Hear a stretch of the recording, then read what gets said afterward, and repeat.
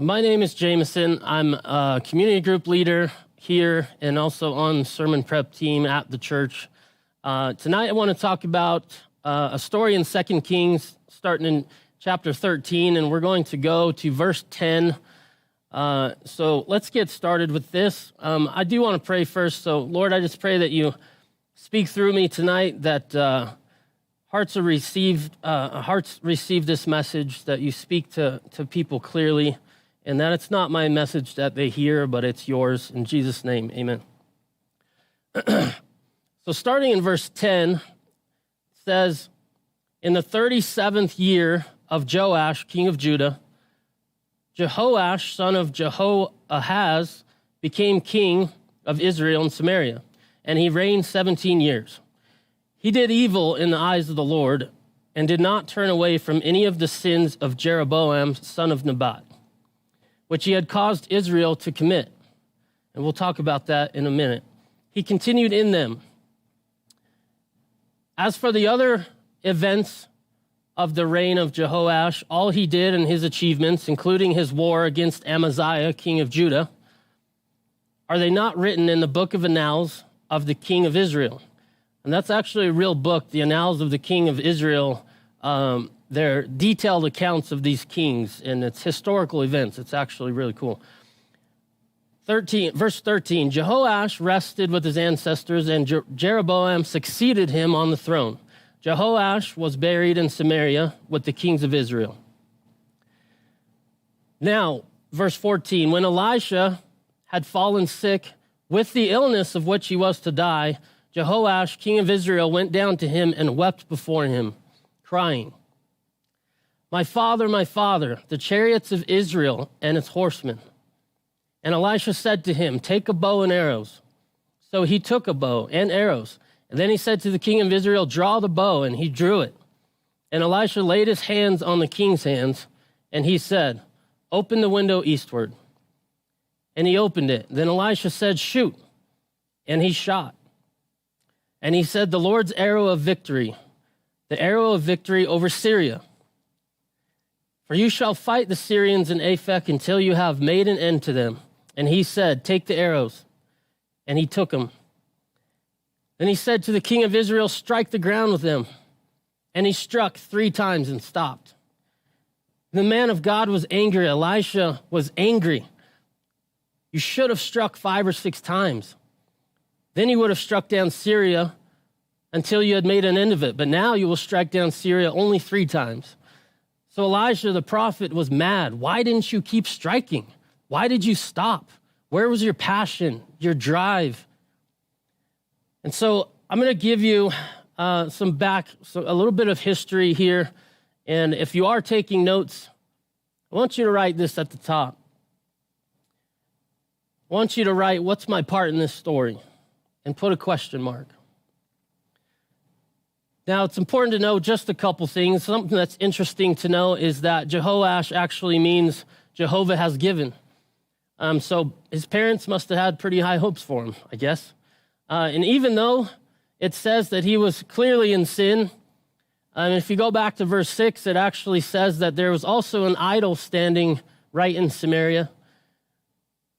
God still showed compassion on him. He still gave him a victory because God had made promises to Abraham and Jacob that they would take this land. And it's taken a long time. And I can imagine this king, up until this point, looking at previous battles. If you look at verse 7, it talks about a previous battle where they basically got whooped real bad. And so, I think just some information, and I'm zooming past a lot of verses. Hopefully that'll inspire you or give you some just places to go and read on your own. But this king was known as a fighter. It talks about his achievements in battle, and the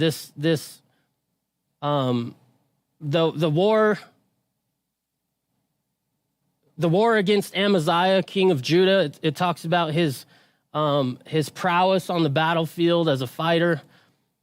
But like I said, he was living in sin, and that sin happens to be that they were building temples. In this age, this is about 800 BC. Okay, and that's important because the laws were still in effect. You had to follow the law. And the law was, for this, pertaining to these scriptures, is that they could only worship at the temple. That was a law. And the temples were in northern Judah.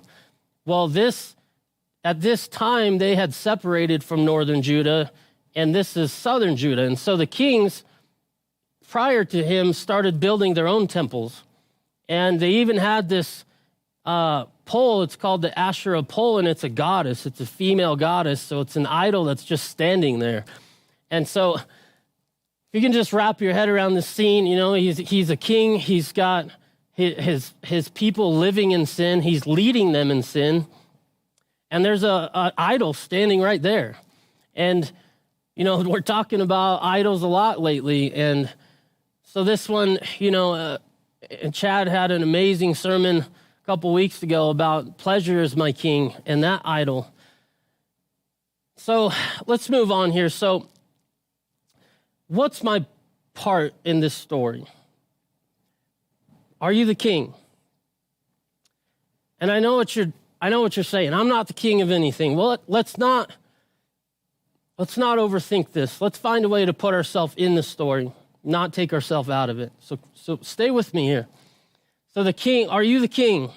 And everybody has influence. You don't have to be a king or any position.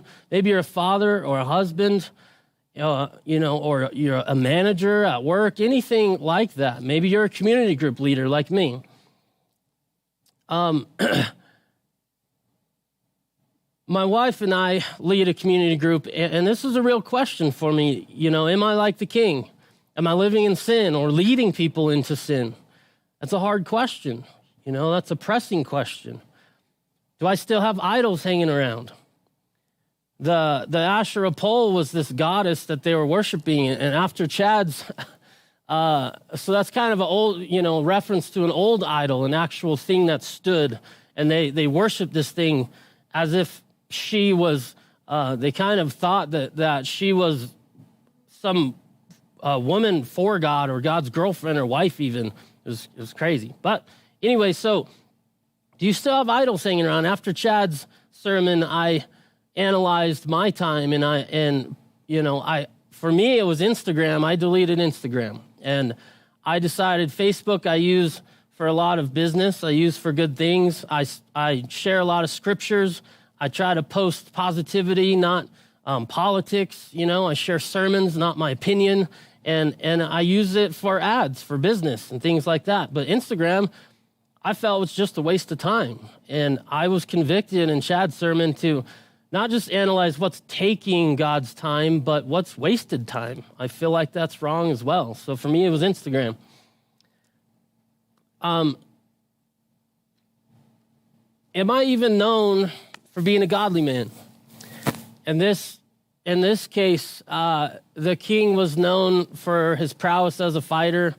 You know, he wasn't necessarily known for his faith, even though his name says Jehovah has given. You know, a while back, or actually this weekend, Ernie asked the question, what does the world see when they look at you?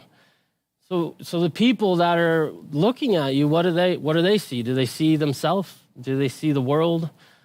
Just questions that are important to ask yourself. Maybe you are known for being a fighter. So I got to ask you this, is God trying to give you a victory? Like this king, he told him, pick up your bow and arrow. Is he asking you to pick up your bow and arrow? Is he calling you to action? Is he telling you to strike?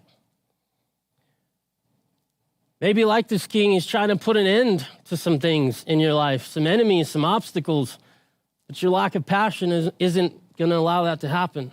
He's asking you to get up, to fight, to strike. And are you?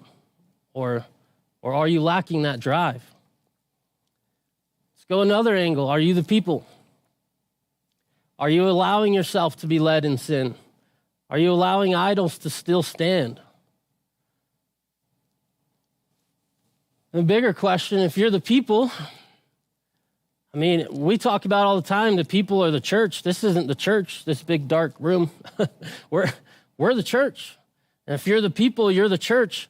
Is God telling you to strike? Is he telling you to act, to pick up your weapons And what's your response to that? Are you giving them excuses?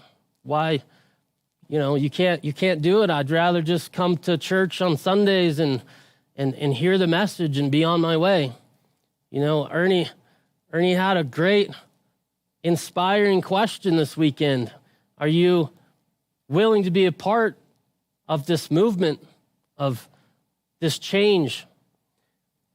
That's a hard question, and I got to ask you because, as a church, we need help. We need a lot of help. Tor said we could put 100 volunteers to work right now. Of a church of, 700 people or so, how do we not have enough help? Why are people having to serve both services and take away from their own walk? It's a hard question. Where are we at on that, man? Where do you fit into this? Is God asking you to pick up your weapons, to strike? And Chad and I were talking recently. We actually met each other in rehab. Most of you know my story, and some of you don't. But I've been free from the chains of addiction for 3.5 years almost. Praise God. I got to challenge you, though. The only difference, between Chad and myself and Ernie and anyone else serving here is that some point along the way, we decided to give the God, the only God, the God that gave us life, and for some of us gave our life back, we decided to include him in the decisions of what we should do with it. So I just want to challenge you. What's God asking you to do? And if he's not, ignore what I'm saying, because I'm not God. And I wouldn't tell you to just get off your butt and do something, but I didn't write the Bible. So the church could put 100 volunteers to work right now. Just think about that. We need a lot of help. So let's move on. Maybe you're Elisha. Interesting story about Elisha is 1 Kings 19. God had called Elisha to follow Elijah. 2 different names, Elijah, instead of Elisha. Sorry. So Elijah was Elisha's teacher. When God called Elisha said, "Oh, I've got you, but hold on. I have something I have to take care of." He went back home. He was a farmer. He basically had a block party and cooked up all the oxen and fed the neighborhood. He burned down the plows and he left. He didn't leave himself a way back. Is God asking you to burn the farm? Not stop leaving a way back. I had to talk to some people right now. I'm going to talk to the addicts in recovery at Recovery Works, where I work, or Teen Challenge, or wherever you're at. Is God asking you to burn the farm? Are you leaving yourself a way back? Are you just running from the farm? Because if you just run from it, you're going to find your way back to it. Is God telling you to burn your way back? You can't just hide the path. You'll always find it again.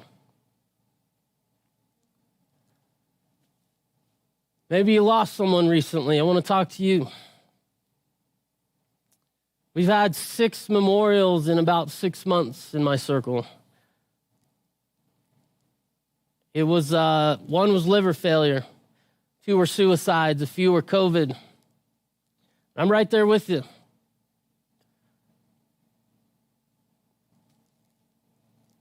Maybe it's was the most recent one was Danny, but before that was Kim. I saw a lot of close people there.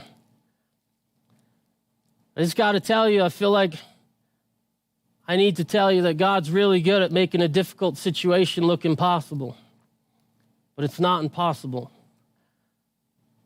If you're in that place, if you're in that dark place, find somebody to talk to. Suicide rates are extremely high. Kim's was an unfortunate suicide. And in that scenario, I guess she thought it was impossible. But I want to tell you it's not impossible. There's nothing impossible. You might be wound up, in a knot so tight it seems like you'll never get out, but I promise you God can get you out. I promise you addicts burn the way back, man. God's power is real, and there's a life out there for you.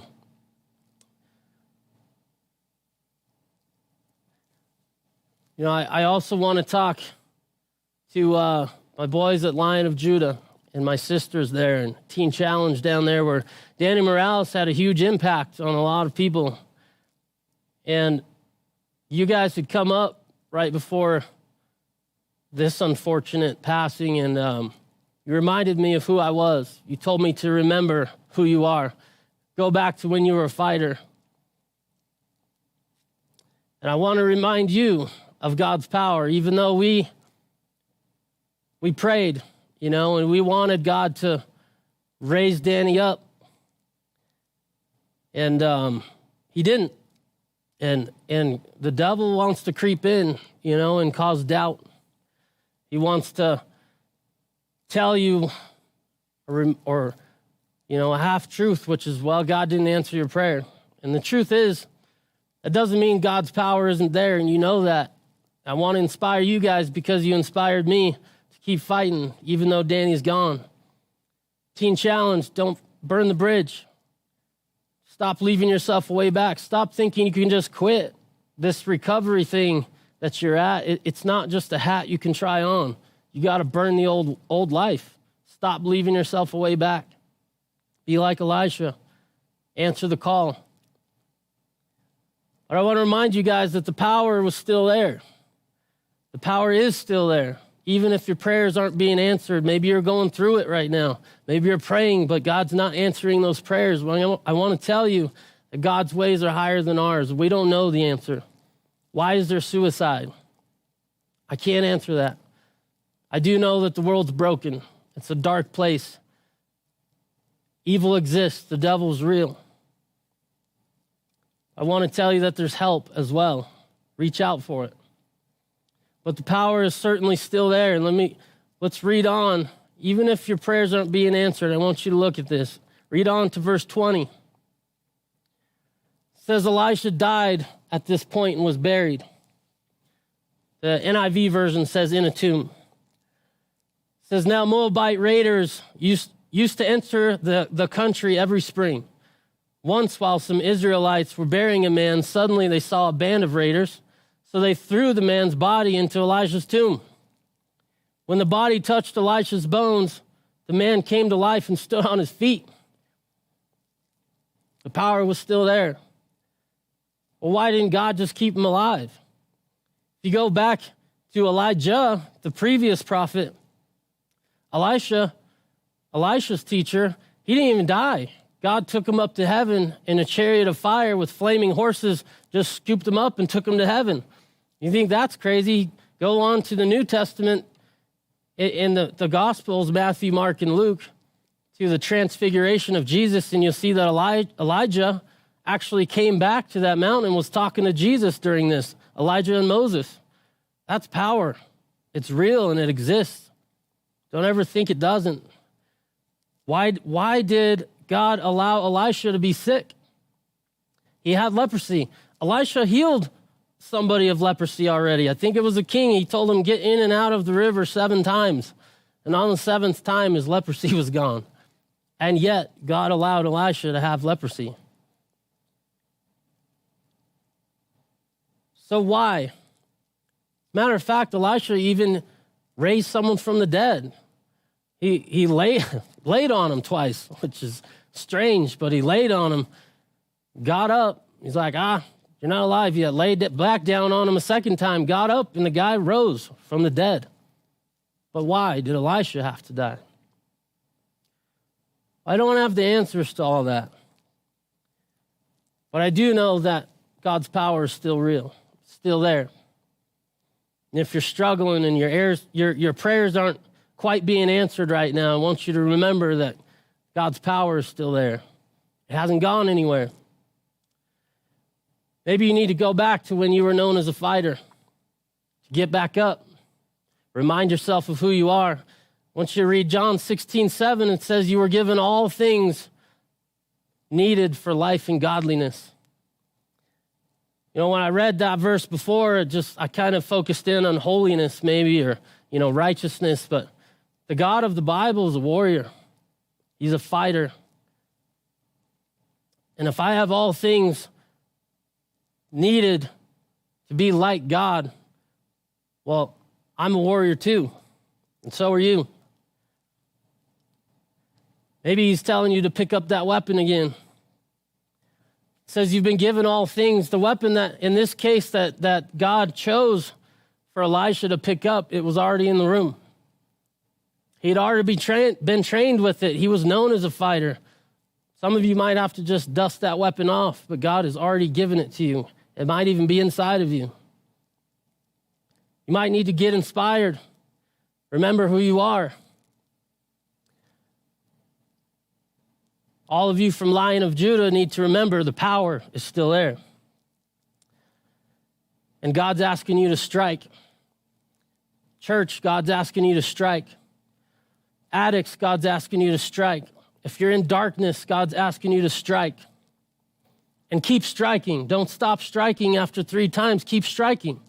Strike until you're dead. Till you can't strike anymore. Till God tells you to stop. Till the victory's won.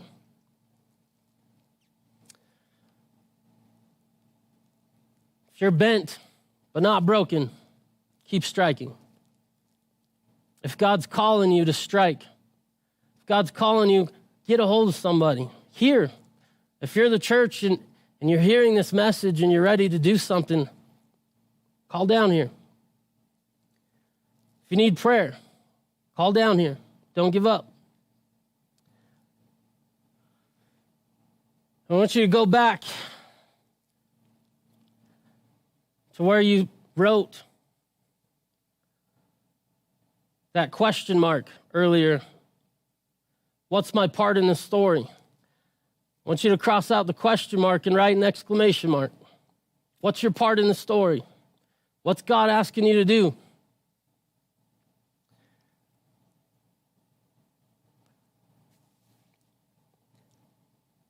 You know, the power of God it's pretty amazing.